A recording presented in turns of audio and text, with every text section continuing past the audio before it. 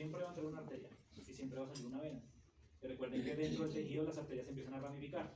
Vamos de una arteria elástica como la aorta ascendente, después pasamos a una arteria muscular que sería la arteria traqueal. Esa arteria traqueal se divide en arteriolas que empiezan a irrigar todo el tejido, se van a toda la totalidad del tejido. Esas arteriolas se transforman en capilares, o sea, ya llegamos a las redes vasculares terminales, ahí se hace el intercambio como tal de sustancias en todo el tejido, después se transforman en vénulas postcapilares, vénulas musculares, venas pequeñas, venas medianas, venas grandes. Y ahí ya volvemos al corazón. Recuerden que esto va unido, va unido. Entonces recuerden que cuando ustedes han visto estos tejidos, o se los he mostrado en las imágenes que hemos visto acá en el salón, hemos evaluado que hay muchos vasos sanguíneos. Y entre los vasos sanguíneos ustedes han visto ya han visto la mucosa, han visto la serosa y siempre han visto arteriolas, han visto vasos más grandes, para que se den cuenta cómo están organizados relativamente esos vasos dentro de un órgano. Eso no es tal cual como lo estoy explicando, ¿no? Es un diagrama para que entiendan que todos estos vasos se van bifurcando, se vuelven más pequeños y después vuelven a salir. ¿Listo? Acá tienen una tabla, esa tabla me está comparando las generalidades de este tracto, ¿listo? Entonces tienen aquí todas las regiones, vestíbulo y cavidad nasal, áreas de la cavidad nasal, áreas superiores de la cavidad nasal, nasofaringe, orofaringe, laringe y tráquea. Tienen el tipo de epitelio, qué glándulas tienen, qué tipo de soporte musculoesquelético tienen y qué otras funciones mayores tienen. Entonces esa tabla la pueden, yo no les he enviado esa presentación, pero se las voy a enviar apenas acabemos respiratorio. ¿Eso está en arroz? Ese es otro libro. Esa es otro libro. Entonces es una histología de medicina humana. No me acuerdo ahorita cómo se llama, pero es otro libro. Esto no está, pero en la arroz sí tiene una tabla parecida. Una tabla parecida. Y empezamos con el pulmón.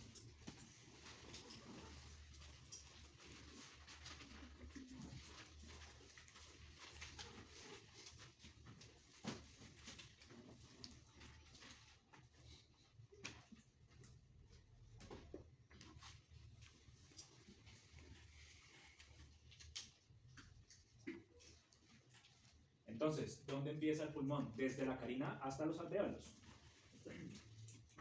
Entonces el pulmón va desde la carina hasta los alveolos.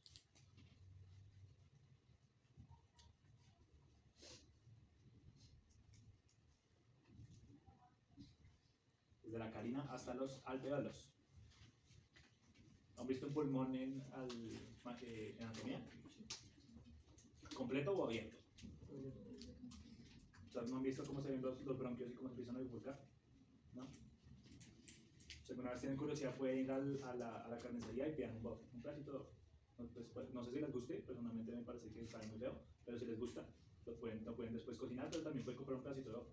Y ese pedacito de ojo ustedes van a ver unos circulitos, y esos circulitos grandes que ustedes ven macroscópicamente es cartílago, son anillos de cartílago también. Esos son los bronquios, ¿listo?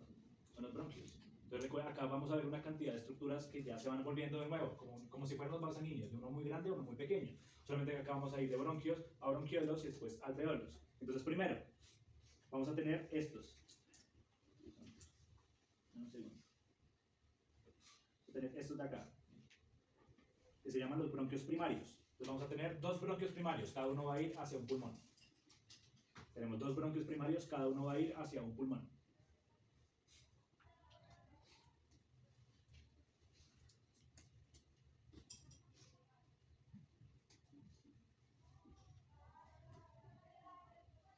Tenemos dos bronquios primarios, cada uno de ellos va a ir hacia un pulmón. Uno es bronquio primario derecho, bronquio primario izquierdo. ¿Listo? ¿Cuántos lóbulos tiene el pulmón? Depende. ¿Depende de qué? De la especie. De la especie, ¿listo? Entonces las diferencias anatómicas de las especies ustedes las mirarán en anatomía. ¿Listo? Cómo se diferencia un pulmón de un herbívoro de un pulmón de un carnívoro. ¿Listo? ¿Qué animales en el pulmón derecho tienen el lóbulo accesorio y quiénes no? Pero con la generalidad del pulmón, ¿cómo se organiza? ¿Cuántos lóbulos tiene cada lado? Sin tener en cuenta el accesorio. Pues tiene el apical, el medio y diafragmático. Exactamente, tenemos tres regiones o tres lóbulos. El craneal, el medial y el caudal. O craneal, cardíaco, diafragmático. ¿Listo? Entonces de nuevo, tenemos este de acá, que es el craneal. Tenemos este de acá, que va a ser el cardíaco o medial. Y tenemos este de acá, que va a ser el caudal o diafragmático.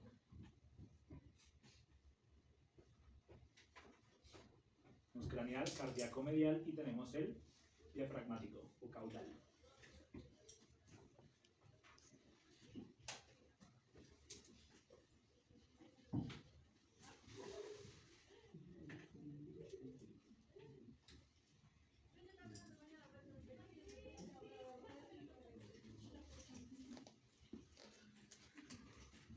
Entonces, de nuevo, tenemos unos bronquios primarios que va a entrar cada uno hacia el pulmón, ¿listo? Hacia cada uno de los pulmones. Ahora, esos bronquios primarios se van a volver a dividir en bronquios secundarios o bronquios lobares. Lobares.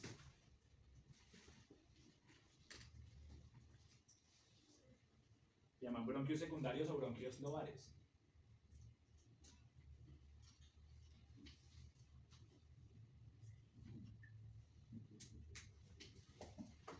¿Qué significa lobares? Pues para cada lóbulo, ¿no? Entonces voy a tener acá un bronquio que va a entrar al lóbulo craneal, otro que va a entrar al lóbulo medial y otro hacia el lóbulo caudal.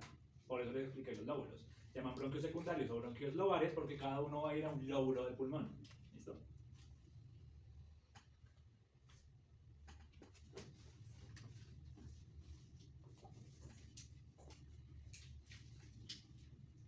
Entonces bronquios lobares porque van a entrar cada uno hacia un lóbulo dentro del pulmón.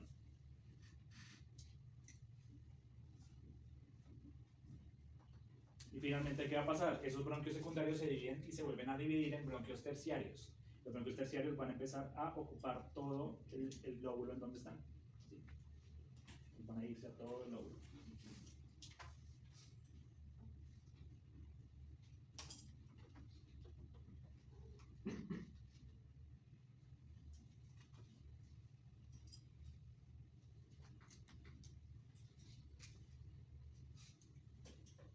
Entonces, si ven allá en esa esquina ustedes tienen unos colores.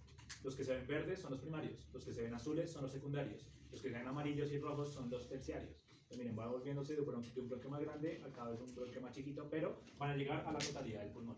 Uno que, a mí que me pusieron a hacer bueno, yo tuve una lectiva dentro de mi posgrado que se llamaba técnicas de conservación de tejidos y de cadáveres. Entonces, dentro de esa materia, cogíamos un pulmón, ese pulmón lo deshidratábamos completamente y después, por la tráquea, empezamos a inyectar cera no, sino parafina. No, parafina no era. ¿Qué es lo que se inyectaba?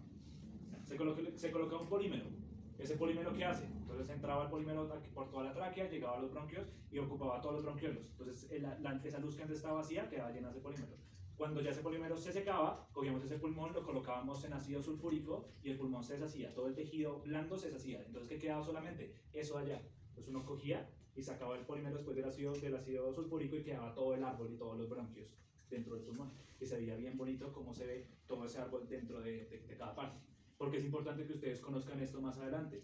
En medicina veterinaria no está tan avanzado esa parte de la neumología, pero en medicina humana sí. Entonces, digamos, una persona llega a presentar un trombo acá hacia craneal en el pulmón, el médico, el neumólogo o el cirujano neumólogo puede entrar acá por la tráquea y él ya sabe hacia dónde tiene que ir, porque en la radiografía él identifica dónde está el trombo y él dice, listo, árbol traqueobronquial, entra bronquio primario, entra hacia el bronquio secundario del lóbulo craneal y después hacia el bronquio terciario, L2. Entonces cada uno de esos tiene una sigla. Entonces uno L2 hasta como L88. Entonces el neumólogo puede saber específicamente a qué bronquio entrar para llegar al trombo. Es bastante específico. Pero eso es bien bonito para las personas que se quieran dedicar a esto. Esta parte del respiratorio es muy compleja, es bien compleja, pero las enfermedades respiratorias son las más frecuentes en nuestras especies domésticas. Y si les gusta la producción, y más adelante sueñan con tener bovinos, sueñan con tener equinos o porcinos o aves en su propio sistema productivo, de lo que más sufren ellos son de los complejos respiratorios. De los complejos respiratorios. Tenemos una cantidad de enfermedades respiratorias supremamente importantes de nuestro medio. ¿Listo? Entonces, de nuevo, estamos hablando de qué órgano? Bronquios, ¿no? Son los bronquios que van a tener mucosa, submucosa, capa cartilaginosa y adventicia, igual que la tráquea. Entonces, los bronquios van a tener las mismas capas que la tráquea.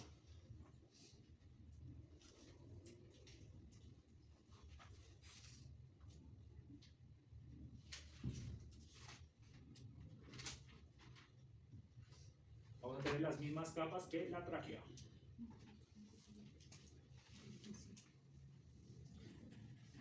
Entonces, la mucosa va a ser idéntica a la de la tráquea. O sea, el epitelio respiratorio de la lámina propia con las mismas características tiroideas. Entonces, la mucosa va a ser idéntica a la de la tráquea. epitelio respiratorio, una lámina propia de tejido conectivo laxo, con tejido linfoide asociado, glándulas. Pero algo importante, los bronquios sí tienen muscular de la mucosa. Los bronquios sí tienen la capa muscular de la mucosa.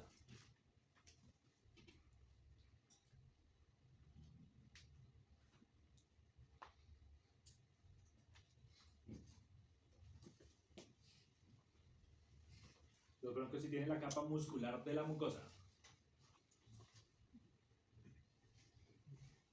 ¿Qué tipo de músculo es? ¿La muscular de la mucosa? Liso. Es liso. ¿Por qué? ¿Cómo saben que es liso? Duro, duro. Porque es autónomo. Ustedes no lo pueden controlar. Va a ser músculo liso. La submucosa, idéntica a la de la tráquea también. Idéntica a la de la tráquea. Tiene glándulas y tejido conectivo denso y irregular.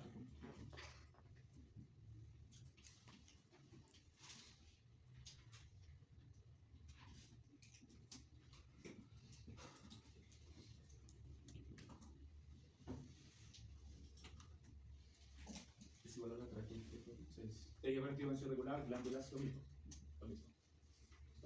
Después viene una capa cartilaginosa, que también es cartílago hialino.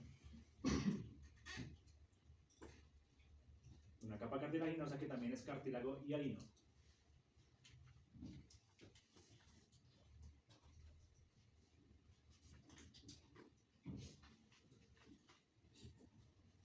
Y por último viene la adventicia. La adventicia es un tejido conectivo laxo.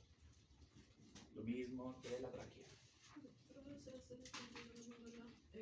Tiene la misma musculatura, todo igual que la tráquea, lo único que cambia es la musculatura, que tiene una musculatura en La mucosa, la muscular de la mucosa. O sea, prácticamente es la misma tráquea, solamente que la mucosa tiene la capa muscular de la mucosa. Sí, esa es la principal diferencia. Las diferencias son muy simples en verdad. La diferencia entre un bronquio y un bronquiolo es que el bronquiolo no tiene su mucosa y no tiene capa cartilaginosa. Pues vamos para allá. Miren esta foto. Esto que ustedes están viendo acá es un bronquio. De nuevo, desde aquí hasta acá está el epitelio, esta es la lámina propia, esta es la lámina propia, este es el epitelio, esta es la muscular de la mucosa. Inmediatamente debajo voy a tener acá la submucosa, aquí voy a tener la capa cartilaginosa y aquí afuera la adventicia. ¿Listo? Acá ya ahorita lo vamos a ver más de cerca, me devuelvo un poco. Miren acá de nuevo. ¿Qué tengo aquí? El epitelio, tengo acá la lámina propia, tengo acá la capa muscular de la mucosa. Inmediatamente debajo de esto, que voy a tener aquí la submucosa, voy a tener acá la capa cartilaginosa. ¿Listo? Miren, de nuevo, cada una capa de una debajo de la otra. Submucosa, capa cartilaginosa. ¿Cómo se ve eso al microscopio? Así. La luz. ¿Recuerden? Desde el primer día les dije que era importante siempre reconocer la luz. Porque antes ustedes que veían en la luz, el borde apical y el borde basal. Ahora que tienen que identificar mucosa, submucosa, capa cartilaginosa, serosa. ¿Listo? Entonces acá tenemos finalmente cómo está organizada cada una de estas y miren esto de acá. ¿Se pueden reconocer bien las capas acá? Esta es la túnica íntima, esta es la túnica media y esta es la túnica adventicia. La reconocí supremamente fácil, entonces ¿qué vaso sanguíneo es? Es una arteria. Si me voy acá, esta es la túnica íntima, la túnica media, como hasta acá pareciera, y la túnica adventicia pareciera que fuera toda esta. Entonces eso, en verdad pareciera que se logra diferenciar bien, pero ustedes se ponen a mirar bien y no se diferencian bien las capas. Entonces, ¿qué vaso sanguíneo será? Una vena. Una vena. Entonces, ¿qué es lo importante que reconozcan? Miren qué vasos sanguíneos siempre van a estar alrededor de un bronquio. Una rama de la arteria pulmonar y una rama de la vena pulmonar. ¿Listo? Entonces, por esta razón es que se dicta el sistema cardiorrespiratorio al tiempo. Porque siempre va a entrar la arteria pulmonar al pulmón, que lleva sangre venosa, y sale la vena pulmonar que lleva sangre arterial. ¿Por qué? Acá está transitando sangre desoxigenada y allá arriba está transitando sangre oxigenada. ¿Y por el bronquio que está transitando? El oxígeno, exactamente, el oxígeno. Entonces esos dos vasos sanguíneos están íntimamente relacionados porque ahí, cuando lleguen a los alveolos, se van a oxigenar. ¿Listo? Entonces miren acá.